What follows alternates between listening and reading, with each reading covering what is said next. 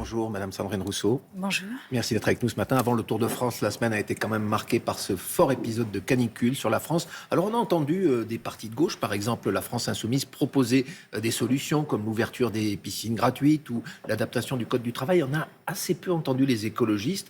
Pour quelle raison ? Et qu'est-ce que vous proposez, vous, dans votre parti, par rapport à ces épisodes récurrents de canicule ? Alors, on l'avait déjà proposé dans des projets de loi de limiter, d'interdire le travail quand il fait au-delà de 40 degrés, en fait, là, de 35 degrés, pardon. Mais là, en fait, on a été face à un premier épisode qui est devenu insupportable pour tout le monde. Et la question qui nous est posée aujourd'hui, c'est comment nous faisons face à cela, sachant que c'est un début. Oui. Sachant que c'est un début. Eh bien, c'est la question que je vous pose précisément. Pour y répondre, il y a une prise de conscience à faire. Évidemment, il y a des mesures à prendre d'isolation. Il y a du rafraîchissement des bâtiments. Il y a un plan volet à mettre en place. Il y a la clim dans certaines situations. Vous ne dites pas non dans certains cas, parce qu'on dans a certains cas, toujours un rapport ambivalent entre... C'est inévitable, mais en dernier rapport à la ressort. C'est-à-dire qu'il y a vraiment beaucoup de choses à faire avant. Il y a aussi à aller chercher la fraîcheur du sol par des puits canadiens, par des systèmes de rafraîchissement des bâtiments. Donc, rafraîchissement, un grand plan rafraîchissement. En plus, ça crée des emplois, ça crée de l'activité. C'est urgent. Mais pour ça, il nous faut de l'argent public. Pour l'instant, nous ne l'avons pas. Et puis, à un moment donné, il faut aussi comprendre que c'est notre organisation sociale et notre système économique qui crée ça. Et donc, il va falloir diminuer les émissions de CO2 vraiment de manière très forte, parce que sinon, c'est la vie de nos enfants qui est en danger.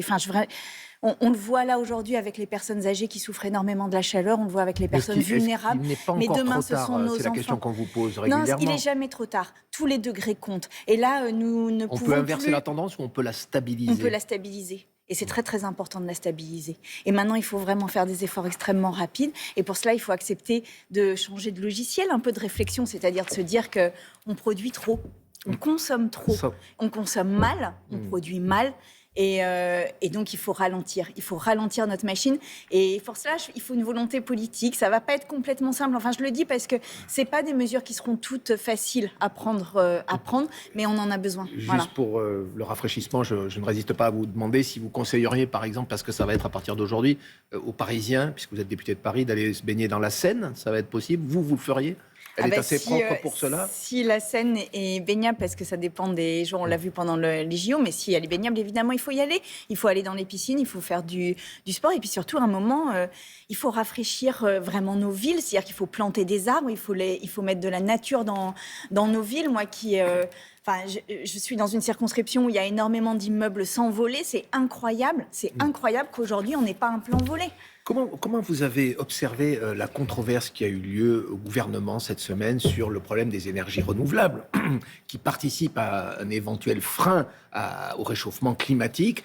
On a d'un côté un ministre, Bruno Retailleau, pour ne pas le citer, qui se prononce contre les subventions, notamment aux énergies éoliennes et photovoltaïques. Et puis, une autre ministre, Agnès Pannier-Runacher, qui est tout à fait vent debout contre ces déclarations et qui, je la cite, dit « La droite et l'extrême droite se servent de l'écologie pour attiser les peurs et fracturer le pays ». C'est une phrase qui aurait pu être prononcée par vous, ça ?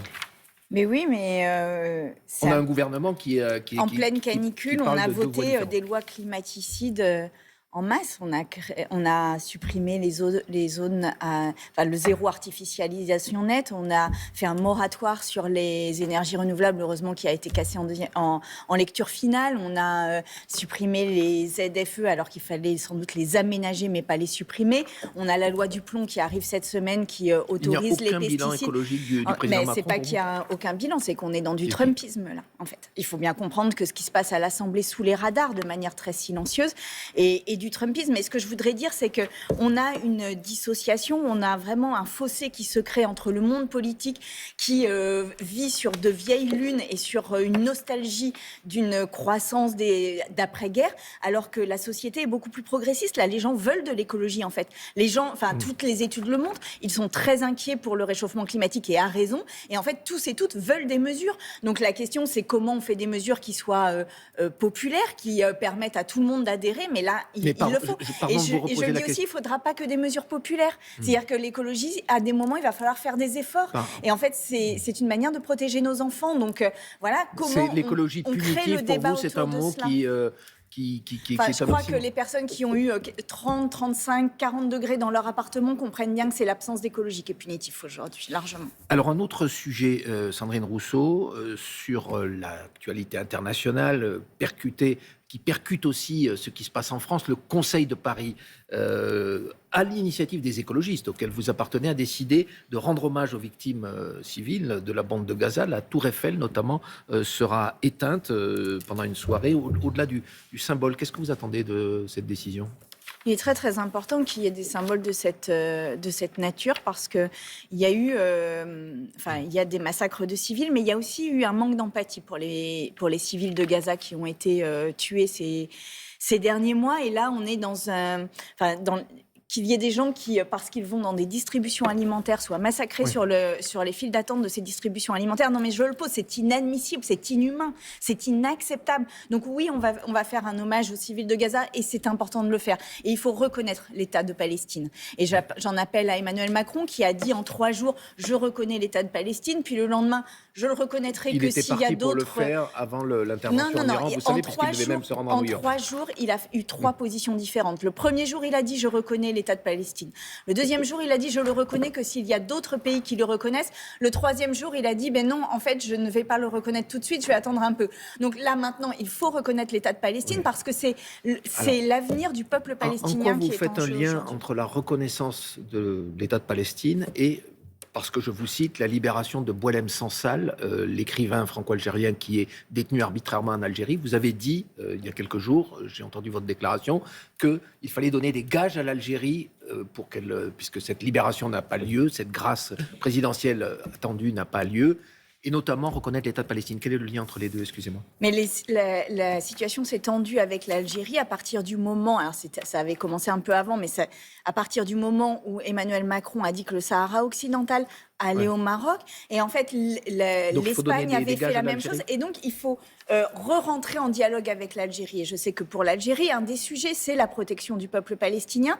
Et aujourd'hui, force est de constater que la situation dans laquelle se trouve la Palestine, où on est quand même dans une situation génocidaire, il faut que la France porte toute sa voix là-dessus. Et je sais que ce mot génocide peut gêner certaines personnes, mais je le dis aujourd'hui, compte tenu du fait que Permettez-moi de vous poser une question. Allez-y. Non, je vous en prie, mais parce qu'il nous reste un peu de temps dans ce contexte de mots employés et de tensions que cela génère aussi en France. Il y a une montée indiscutable de l'antisémitisme en France et pourtant vous, Madame Rousseau, vous avez refusé de voter parmi quelques autres députés, 86 au total, une loi proposant de plus lutter contre l'antisémitisme à l'université. Pourquoi ce refus que vous avez fait cette semaine ? Parce que dans cette loi, il y avait des sanctions supplémentaires pour la lutte pour les propos antisémites. Et ça, c'était absolument indispensable. Et je le dis, il y a un problème d'antisémitisme et une montée de l'antisémitisme qui doit être davantage sanctionnée. Mais il y avait aussi dans cette loi une forme d'interdiction de manifester. Et au nom de nos libertés publiques, nous ne pouvons pas empêcher des étudiants de manifester. Et cette loi était porter deux choses contradictoires de ce... Oui, et c'est pour ça que notre groupe était divisé. Et je le dis, je veux que les universités soient plus fermes sur la sanction de l'antisémitisme. Je veux aussi qu'il y ait une garantie de la liberté de manifestation des étudiants sur les campus, parce que c'est très important. C'est un lieu de débat intellectuel, c'est un lieu d'émancipation, et les campus doivent rester des zones de liberté. Vous regarderez le Tour de France, rien à voir ? Je regarderai le Tour de France. Vous n'êtes pas comme Grégory Doucet, le maire de Lyon, qui avait dit que c'était un événement machiste et peu éco-responsable il y a quelques années. La réalité est que le Tour de France a fait des progrès depuis ses déclarations et qu'en fait, ces déclarations étaient très utiles à la prise de conscience du caractère très carboné, finalement, de cette compétition. Donc oui, je regarderai, pas tous les jours, je regarde un peu de moins, mais je regarderai. Merci beaucoup, Sandrine Rousseau, députée. Les écologistes de Paris, c'est la suite de Télématin.